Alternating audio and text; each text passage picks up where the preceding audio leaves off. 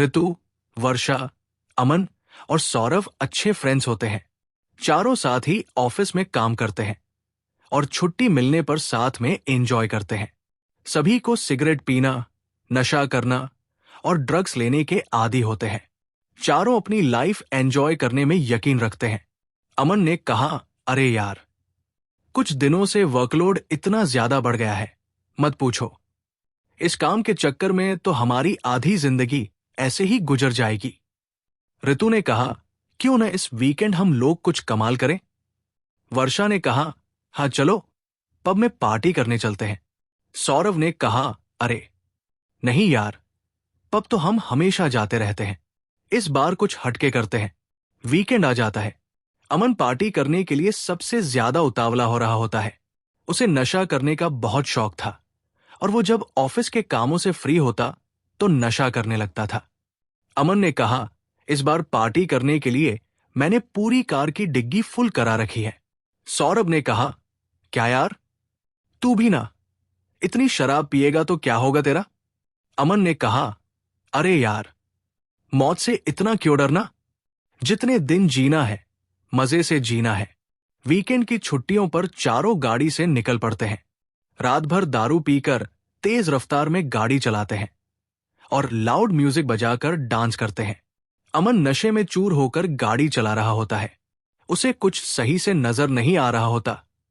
चारों शहर से काफी दूर निकल चुके होते हैं और वो चलाते चलाते एक पेड़ को ठोक देता है।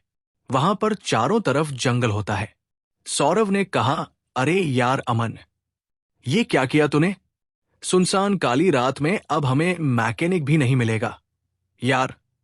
ऋतु ने कहा, यहां से जाना भी कौन चाहता है, मैं तो इन जंगलों में खो जाना चाहती हूं। वर्षा ने कहा, इसे तो पूरी तरह चढ़ गई है, अब इन दोनों को रोकना मुश्किल ही नहीं नामुमकिन है। अमन और ऋतु जंगलों में इधर उधर घूमने लगते हैं। तभी उस जंगल के बीच एक कब्र होती है। वो कब्र देखने में बहुत पुरानी लग रही थी और उस पर उर्दू में कुछ लिखा हुआ था। कब्र पर छोटी छोटी घास उग रही थी। अमन कहता है, अरे ये क्या चीज है। ओ भाई, कितने सालों से यहां पड़ा होगा। ऋतु ने कहा, तुमने अपनी लाइफ एंजॉय करना मिस कर दिया। अमन कहता है, ना ना ना, मैं ऐसा नहीं होने दूंगा, तू मरने के बाद भी दारू पिएगा। इतना बोलकर अमन उस कब्र पर एक पूरी की पूरी दारू की बोतल गिरा देता है और उस कब्र के ऊपर चढ़कर नाचने लगता है। वर्षा ने कहा, हमें ऐसा नहीं करना चाहिए, प्लीज अमन को रोको। हमें नहीं पता ये कब्र किसकी है और ये इस जंगल में क्या कर रही है। सौरभ ने कहा, अमन को रोकना अब पॉसिबल नहीं है। तभी कब्र के अंदर से आवाजें सुनाई देती है। ऋतु ने कहा, अरे दारू पीते ही इस मुर्दे में भी जान आ गई। तभी उस कब्र के ऊपर से कुछ आवाजें आने लगती हैं। उस कब्र के अंदर से ऐसी आवाज आ रही थी मानो कोई अंदर से धक्का दे रहा हो। तभी अचानक वर्षा को लगता है कि अमन के साथ उस कब्र के ऊपर कोई और भी खड़ा है और वो उन चारों को घूर रहा है। वर्षा ने कहा, वहां कोई है, अभी अभी मैंने वहां किसी को देखा है। अमन ने कहा, जो भी है सामने आओ, हमारी वर्षा मैडम तुम्हें अपना दिल दे चुकी है। तभी अचानक वहीं पास के पीपल के पेड़ की एक लटे नीचे आकर अमन को खुद में लपेटते हुए ऊपर की ओर ले जाने लगती है। सभी डर जाते हैं। किसी को समझ में नहीं आ रहा था कि ये क्या हो रहा है। अमन ने कहा, देखो, मैं हवा में उठ रहा हूं, इसलिए मैं तुम लोगों से कहता हूं कि दारू मत पिया करो, तुम लोग भी बिल्कुल बेकार हो। धीरे धीरे पीपल की लटें अमन को खुद में जकड़ने लगती है और उसे ऊपर ले जाकर ऊपर से नीचे छोड़ देती है। अमन कब्र के ऊपर गिरता है और उसके शरीर का एक एक अंग अलग हो जाता है और तुरंत ही उसकी मौत हो जाती है। वर्षा और सौरभ ये देखकर डर जाते हैं। वर्षा ने कहा, अमन, क्या हो गया तुम्हें, आंखें खोलो। सौरभ ने कहा, भागो यहां से, हमने यहां आकर बहुत बड़ी गलती कर दी है। वर्षा ने कहा, हमने इस कब्र में सोई हुई आत्मा को जगा दिया, अब ये आत्मा हमें नहीं छोड़ेगी। तीनों वहां से अपनी जान बचाकर वहां से भागने लगते हैं। लेकिन उनके पीछे एक सालों से खतरनाक आत्मा पड़ जाती है। अचानक से वहां तेज हवा चलने लगती है और सारे पत्ते उड़ने लगते हैं। तीनों एक दूसरे से अलग हो जाते हैं। ऋतु नशे में भागते हुए उस कब्र के पास वापस पहुंच जाती है। ऋतु ने कहा, अरे, मैं वापस यहां कैसे पहुंच गई? तभी अमन के शरीर का बिखरा हुआ हिस्सा अचानक जुड़ने लगता है और वो किसी खूंखार प्राणी की तरह बन जाता है। वो ऋतु के पीछे भागने लगता है।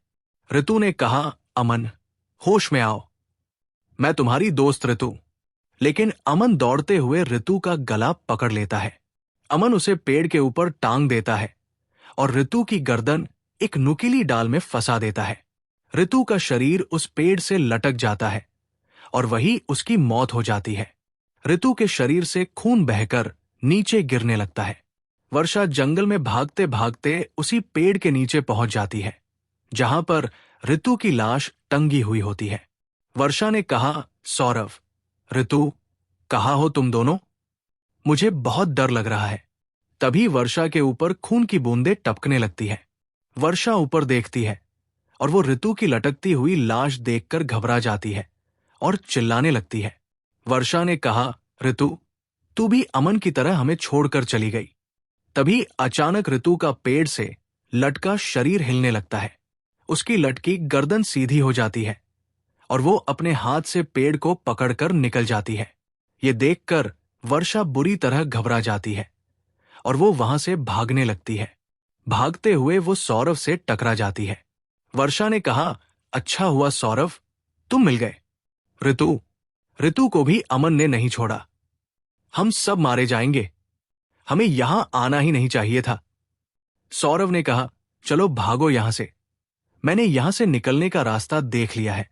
चलो मेरे साथ। वर्षा ने कहा, मैं मरना नहीं चाहता। मुझे यहां से बाहर निकलना है। सौरभ वर्षा का हाथ पकड़कर भागने लगता है। उस अंधेरे जंगल में कुछ भी नजर नहीं आ रहा था। दोनों बस भागते जा रहे थे। तभी वर्षा देखती है कि वे दोनों उसी कब्र के सामने आकर खड़े हो जाते हैं। वर्षा ने कहा, सौरभ, तुम इस जंगल से निकलने वाले थे ना? लेकिन ये कब्र तो। तभी वर्षा सौरभ की ओर देखती है। सौरभ के चेहरे पर आंखें नहीं थी। ये देखकर वर्षा बुरी तरह घबरा जाती है। तभी सामने से सौरभ और ऋतु आते हैं। सौरभ ने कहा, वर्षा, तुम तो वहां पेड़ पर लटकी हुई थी ना? वर्षा ने कहा, सौरभ, ऋतु मर चुकी है। मुझे पता है ये बात तुम्हें इस ऋतु ने बताया होगा। सौरभ ने कहा, मुझे तो कुछ समझ में नहीं आ रहा है कि सच क्या है और क्या झूठ। तभी ऋतु सौरभ के गले पर हमला कर देती है और उसका खून पीने लगती है। वर्षा डर के मारे वहां से भागने लगती है, लेकिन उसके पीछे अमन भागता हुआ आ रहा था। वर्षा का पैर किसी चीज में उलझ जाता है और वो वहीं गिर जाती है। अमन उसका पैर पकड़कर खींचता हुआ उसे उस कब्र के पास ले जाता है। वहां पर सौरभ की आधी खाई हुई लाश पड़ी होती है। वर्षा उसे देखकर बुरी तरह डर जाती है। वर्षा ने कहा, ये क्या कर दिया तुम दोनों ने? हम तीनों दोस्त हैं ना? और आज तीनों एक दूसरे की जान के पीछे पड़े हैं। तभी सौरभ उठकर खड़ा हो जाता है और वही वर्षा के बाल पकड़कर उसे कब्र के अंदर डाल देता है। वहां पर तेज हवाएं चलने लगती है। खूनी रात ने उन चारों दोस्तों की जान ले ली। चारों एक गुमनाम मौत मर जाते हैं। उम्मीद करते हैं कि आपको हमारी ये कहानी अच्छी लगी होगी और इस तरह की और भी कहानियां सुनने के लिए हमारे इस चैनल को सब्सक्राइब कर लें और अपने दोस्तों मित्रों को भी शेयर कर दें।